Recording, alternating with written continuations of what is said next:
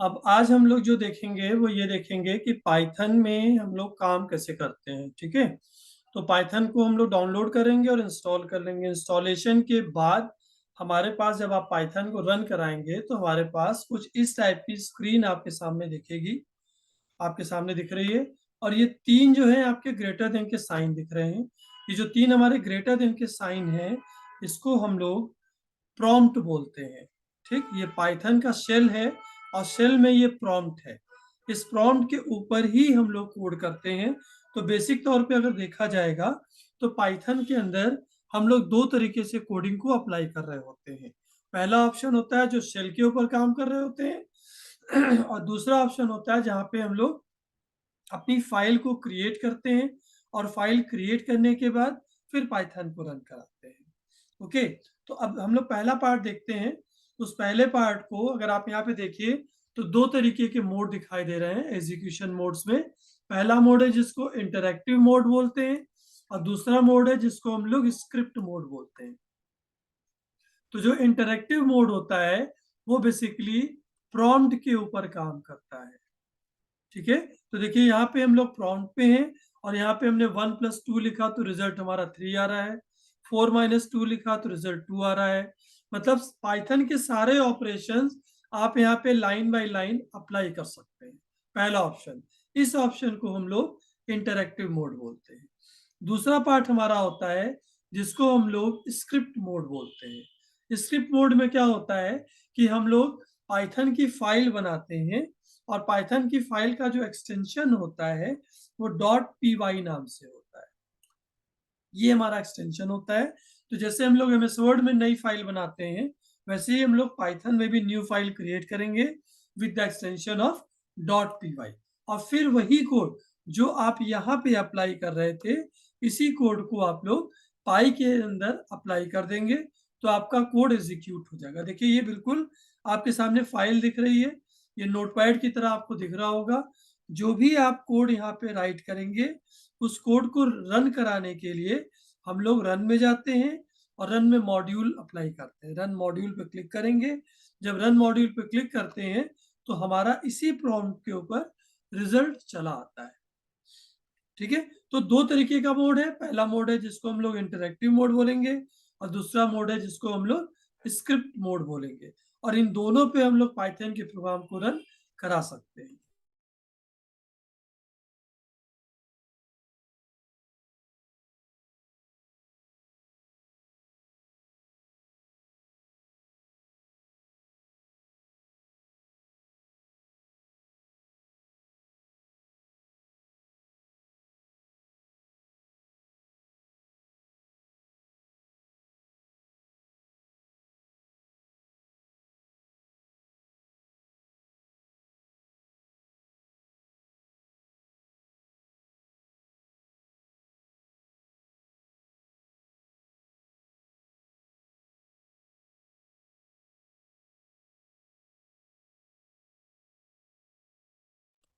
किसी कोई प्रॉब्लम है बेटा?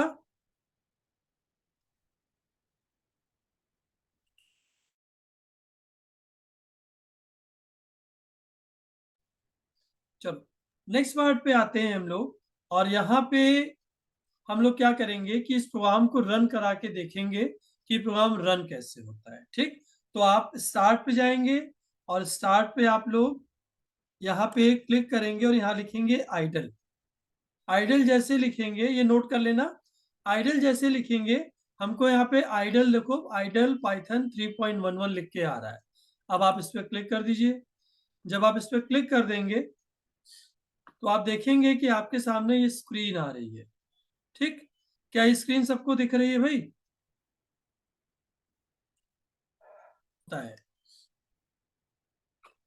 तो देखो यहाँ पे हमने जैसे लिखा 1+2 तो देखो रिजल्ट अपने आप 3 आ रहा है। ठीक, हमने लिखा 20/5 तो देखो 4.0 आ रहा है।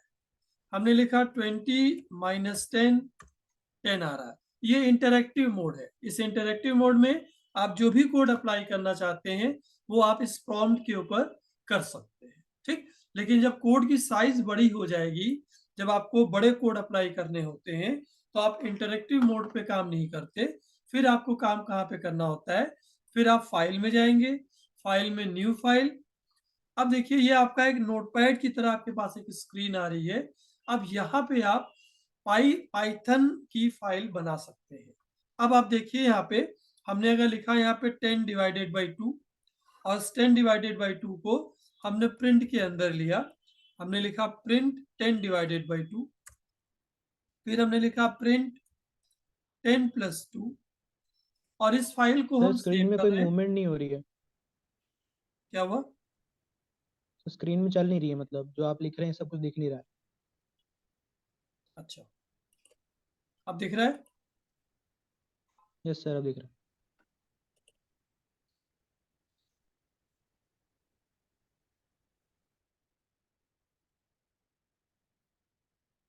चलो तो फिर से देखते हैं हम लोग एक बार कि ये हमारा इंटरेक्टिव मोड था।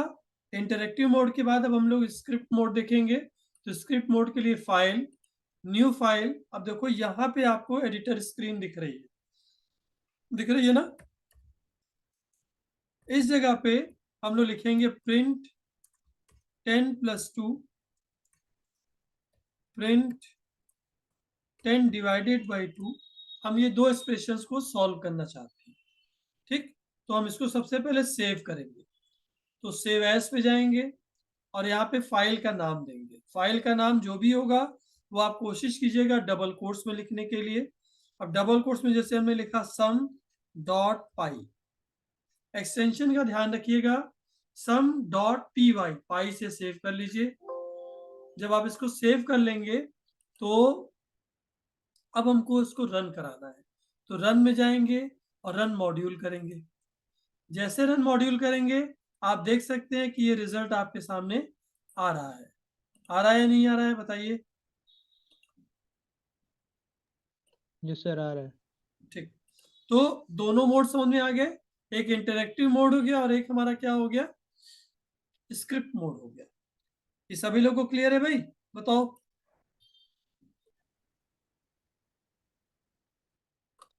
अब देखिए यहाँ पे नेक्स्ट पार्ट आता है जिसको हम लोग बोलते हैं पाइथन कीवर्ड्स। कीवर्ड्स क्या होता है, कोई बच्चा बताएगा?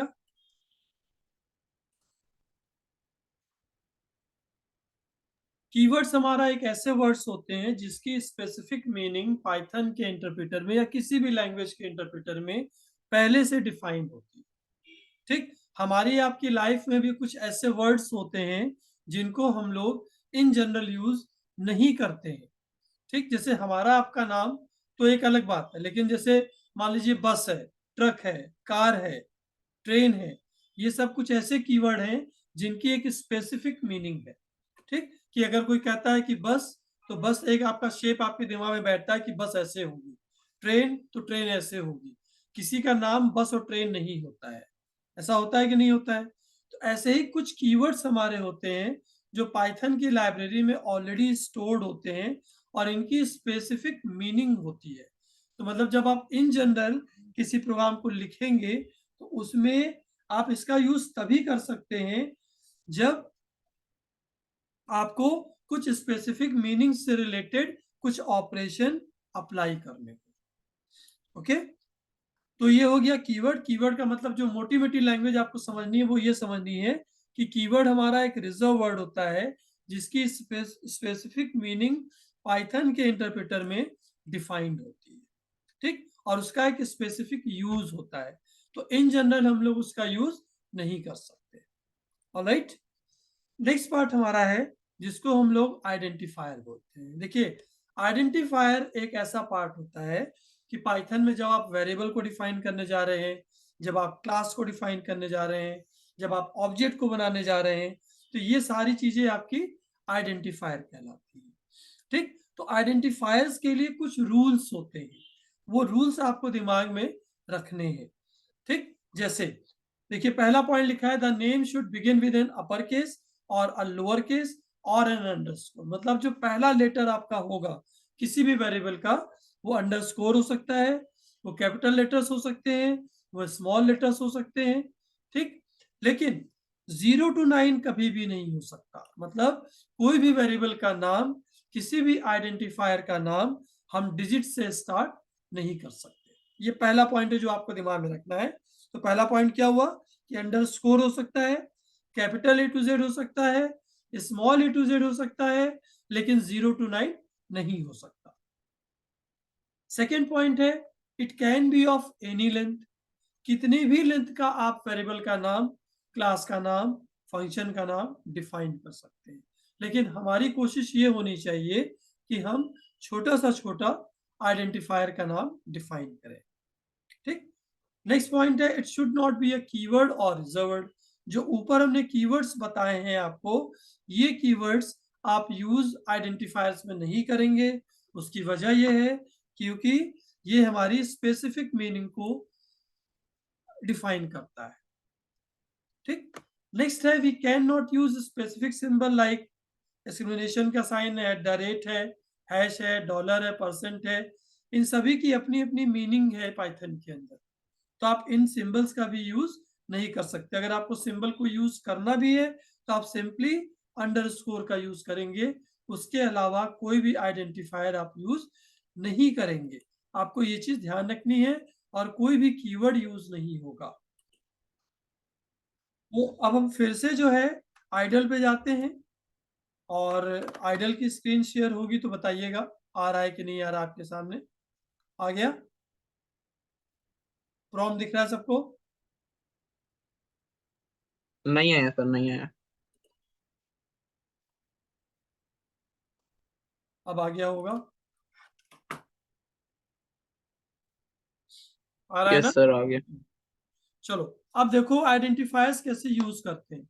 अगर हमने यहाँ पे लिखा नेम, नेम इक्वल्स टू हमने लिखा अंकित, तो देखो नेम जो है वो एक आइडेंटिफायर है। नेम का मतलब ये जो हमारा है ये आइडेंटिफायर, ठीक, और इसमें वैल्यू कौन सी स्टोर हो रही है? अंकित स्टोर हो रही है। कंप्यूटर में आपको ये चीज ध्यान देनी है कि जो भी वैल्यू आपको स्टोर करना होगा वो वैल्यू आपकी राइट से लेफ्ट जाती है, मतलब अंकित जो होगा वो नेम में स्टोर होगा। ठीक, अब यहाँ पे नेम में अंकित स्टोर हो गया। अगर हम प्रिंट में यहाँ पे नेम लिखते हैं तो क्या प्रिंट होके आएगा? अंकित। तो हम प्रिंट नेम को कर रहे हैं और नेम में स्टोर क्या है? अंकित स्टोर। ठीक, ऐसे ही अगर हमने डिफाइन किया a इक्वल्स टू 10, तो देखो 10 जो हमारी वैल्यू है वो हमारी स्टोर हो रही है, और वो किस में जा रही है? a में जा रही है, मतलब राइट से लेफ्ट मूव हो रही है। अब अगर यहाँ पे हम लोग प्रिंट a लिखते हैं तो देखिए 10 प्रिंट हो जाएगा, राइट। लेकिन अगर हमने यहाँ पे लिखा 0a इक्वल्स टू 10, तो ये आइडेंटिफायर हमारा इनवैलिड है। क्यों इनवैलिड है? क्योंकि हम किसी भी वेरिएबल के पहले 0 to 9 कोई भी डिजिट यूज नहीं कर सकते। देखिए एरर आ गई, इनवैलिड डेसिमल लिटरल आ रही है। या अगर हमने लिखा 2a इक्वल्स टू 10, देखिए फिर एरर है। ठीक, तो रूल हमारा क्या कहता है हमसे कि आप कोई भी वेरिएबल डिफाइन कीजिए, उस वेरिएबल के पहले आप डिजिट को यूज नहीं कर सकते। ठीक, अब हम लोग अंडरस्कोर भी यूज करके देख लें। अंडरस्कोर a इक्वल्स टू 10, देखिए ये हो गया। अब हमने लिखा प्रिंट अंडरस्कोर a, 10 प्रिंट हो गया। इतना क्लियर है? अब अगर कोई सिंबल हम यूज करते हैं, जैसे हमने लिखा @ इक्वल्स टू 10, देखिए एरर हो गई। तो जो रूल्स इन्होंने हमको बताए कि ये रूल्स हैं, तो रूल्स में हमारा capital A to Z, small A to Z valid है, अंडरस्कोर वैलिड है, 0 to 9 इनवैलिड है, और जितने भी सिंबल बाकी हैं अंडरस्कोर के अलावा वो सब हमारे इनवैलिड होते हैं। तो आप जब भी वेरिएबल डिफाइन करेंगे तो इस वेरिएबल के साथ आपको इस रूल को दिमाग में रखना होगा कि ये आपकी एरर शो ना करे। तो इतना पार्ट सबका क्लियर हो गया होगा मेरे ख्याल से। अब हम लोग नेक्स्ट हाँ पॉइंट सर। पे आते हैं, और नेक्स्ट पॉइंट पे चलते हैं यहाँ से कीवर्ड रिजर्व वर्ड के बाद। अब देखिए यहाँ पे आप एक एग्जांपल देखिए, इन्होंने दिया हुआ है for example to find the average of marks obtained by a student in 3 subjects. You can choose the identifier as marks 1, marks 2 and marks 3. देखिए अब डिजिट आ तो रही है लेकिन वो वेरिएबल के बाद आ रही है ना, क्योंकि रूल्स हमने क्या बताया था कि किसी भी वेरिएबल के पहले डिजिट नहीं होगी, वेरिएबल के बाद आप डिजिट्स का यूज कर सकते हैं। तो देखिए यहाँ पे मार्क्स 1, मार्क्स 2, मार्क्स 3 ये 3 आइडेंटिफायर्स हुए, 3 वेरिएबल हुए, एक एवीजी नाम का वेरिएबल हुआ। अब देखिए AVG equals to marks 1 plus marks 2 plus marks 3 और डिवाइडेड बाई 3 कर दिया। ब्रैकेट इसलिए लिया है क्योंकि जो मैथ्स में हम लोग बॉडमॉस पढ़ते थे वही चीज यहाँ पे अप्लाई हो रही है कि सबसे पहले वो ब्रैकेट को सॉल्व करेगा। तो जब ब्रैकेट को सॉल्व करेगा तो पहले 3 नंबर का सम करेगा, जब सम हो जाएगा तब वो डिवाइडेड बाई 3 कर देगा। ठीक, या हमने दूसरा आइडेंटिफायर लिया जिसको हम लेंथ और ब्रेड्थ बोल रहे हैं। अब देखिए यहाँ पे हमने लिखा area equals to length into breadth. तो देखिए ये दोनों कैलकुलेट होगा और कैलकुलेट होने के बाद किस में स्टोर हो जाएगा, एरिया में। अगर आप प्रिंट एरिया लिखेंगे तो ऑटोमेटिकली ये वैल्यू आपके सामने शो हो जाएगी। ओके, यहाँ तक कोई डाउट है तो बताओ। आता है जिसको हम लोग बोलते हैं वेरिएबल। वेरिएबल क्या होता है इसको भी थोड़ा सा समझो। A variable in a program is uniquely identified by a name. मतलब वेरिएबल एक ऐसा पार्ट होता है जिसमें आप वैल्यूज को स्टोर करते हैं, मेमोरी एलोकेट होती है, ठीक है, और ये वैल्यूज चेंज हो सकती है। वेरिएबल का मतलब ही हुआ कि एक ऐसा पार्ट जो वैल्यूज को चेंज करता है, ठीक, ये कांस्टेंट नहीं है। तो आपको जब भी किसी वैल्यू को स्टोर करना है तो आपको हमेशा वेरिएबल लेना पड़ेगा, और वेरिएबल आपका एक आइडेंटिफायर ही होता है। देखिए आइडेंटिफाइड बाय लिखा हुआ है। तो जो रूल हमने आइडेंटिफायर्स के पढ़े थे ये 4, वही रूल वेरिएबल के ऊपर भी अप्लाई होंगे। फॉर एग्जाम्पल जैसे हमने दिया यहाँ पे gender equals to M, message equals to keep smiling और प्राइस इक्वल्स टू 987.9। तो देखिए जेंडर को हम एम में डिफाइन कर रहे हैं सिंगल कोट से, मतलब ये स्ट्रिंग हो गया। मैसेज कीप स्माइलिंग ये भी डबल कोट्स में, मतलब ये भी स्ट्रिंग हो गया। लेकिन ये जो प्राइस है 987.9 ये हमारा डबल में हो गया, मतलब ये हमारा फ्लोट वैल्यू हो गया। एक्चुअल में पाइथन में डबल नहीं होता है, सारी वैल्यूज किस में होती है, फ्लोट में होती है। ठीक, तो ये पार्ट क्लियर हो गया होगा। नेक्स्ट पार्ट पे अगर आप आते हैं तो देखिए message equals to keep smiling print message. तो जब आपने मैसेज लिखा तो ये इस मैसेज की वैल्यू को यहाँ प्रिंट कर देगा, तो मतलब कीप स्माइलिंग यहाँ पे प्रिंट हो जाएगा। User number 101। अब देखिए सिंगल कोट्स में इन्होंने लिखा यूजर नंबर इज, तो पहले ये प्रिंट होगा, फिर कॉमा, फिर इसकी वैल्यू प्रिंट होगी। इसकी वैल्यू कितनी स्टोर है ऊपर, 101, तो 101 प्रिंट हो जाएगी। अब आप देखिए यहाँ पे आउटपुट एज इट इज आ रहा है कि नहीं आ रहा है, यस और नो। Yes sir. तो ये पॉइंट क्लियर हो गया होगा मेरे ख्याल से सभी लोगों को। अब देखिए यहाँ पे length equals to 10, breadth equals to 20। तो देखिए लेंथ और ब्रेथ हमारे दो वेरिएबल हैं। लेंथ की वैल्यू 10 है, ब्रेथ की वैल्यू 20 है, मतलब 10 स्टोर हो रहा है लेंथ में, ब्रेथ और 20 स्टोर हो रहा है ब्रेथ में। Area equals to length into breadth, तो लेंथ की वैल्यू 10, ब्रेथ की वैल्यू 20, 10 इंटू 20 200 प्रिंट हो गया। ठीक, ये पार्ट हमारा हुआ कि हम वेरिएबल में किसी भी वैल्यू को इनिशियलाइज कैसे करते हैं। अभी हम इंटरैक्टिव प्रोग्राम नहीं बना रहे जहाँ पे हम ये बता रहे हो कि आप इनपुट कैसे करेंगे और आउटपुट कैसे लाएंगे। अभी हम वैल्यू को सिर्फ और सिर्फ एज्यूम कर रहे हैं और उस एजम्पशन के बेसिस पे रिजल्ट ला के आपको दिखा रहे हैं। Okay, next very important part is comments. Comments का मतलब क्या होता है, कमेंट्स यूजर अपने लिए डिफाइन कर रहा होता है और कोई भी कंपाइलर और कोई भी इंटरप्रेटर उसको रीड नहीं करता। ठीक, तो ये यूजर अपने लिए डिफाइन करता है। जैसे जैसे यहाँ पे देखिए हैश के साथ हम कमेंट लिखते हैं, तो हैश में लिखा variable amount is the total spending on grocery. तो ये हमने अपने लिए लिखा कि अगर हम आज या 6 महीने के बाद या 2 साल के बाद ये जानना चाहें कि अमाउंट इक्वल्स टू 3400 क्यों लिखा गया था, तो हमको इस कमेंट से समझ में आ जाए कि हमने ये 3400 क्यों लिखा था। ओके, ऐसे ही देखो कमेंट्स में लिखा है total marks is the sum of marks in all the test of mathematics. तो देखो ये जो हमने कोडिंग की है, इस कोडिंग के ऊपर हमने कमेंट्स लिख दिया ताकि हमको ये याद रहे कि हम ये क्यों कर रहे हैं, क्यों लिख रहे हैं। ठीक, दूसरा पार्ट कि ये जो लाइन है और जो ये लाइन दिख रही है कमेंट वाली, इसको इंटरप्रेटर एग्जीक्यूट नहीं करता है, मतलब ट्रांसलेट नहीं करता है। ठीक, तो कमेंट एक इंपॉर्टेंट पॉइंट है कि जैसे आप कोई कोड कर रहे हैं और 6 महीने बाद आप उसका यूज करना चाहते हैं या 6 महीने बाद कोई और बंदा उसका यूज करना चाहता है, तो वो देख के समझ सके कि यहाँ पे लॉजिक क्या अप्लाई की गई थी, यहाँ पे कोड क्यों किया गया था। ठीक, तो यहां से कंसेप्ट आपके बिल्कुल क्लियर हो जाएंगे, राइट। दिख रहा है। हाँ सर। चलो अब देखो यहाँ पे हमने लिखा, अब ये देखो वैल्यू को हम इनिशियलाइज कर रहे हैं।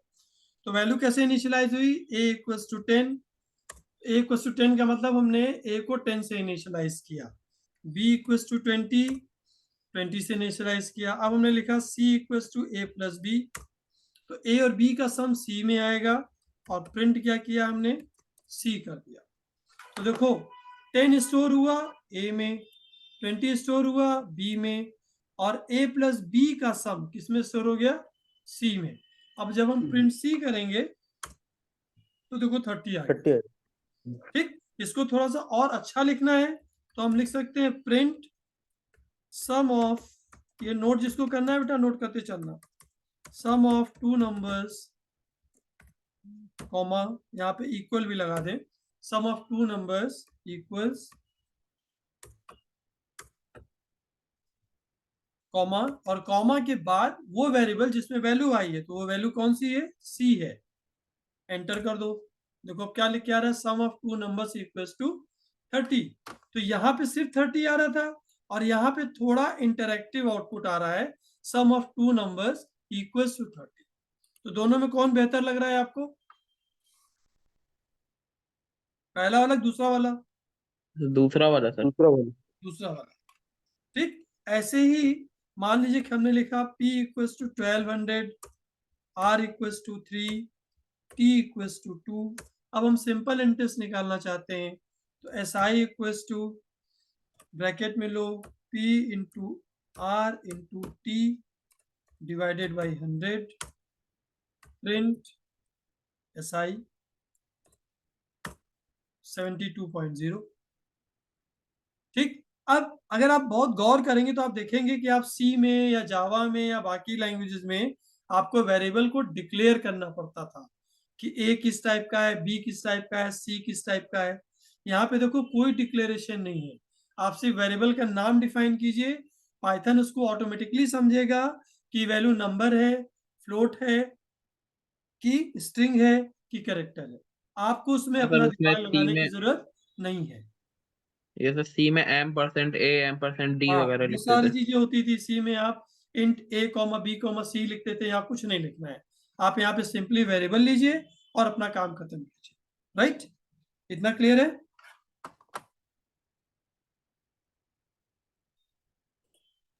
हाँ सर। मीटिंग खत्म होने की।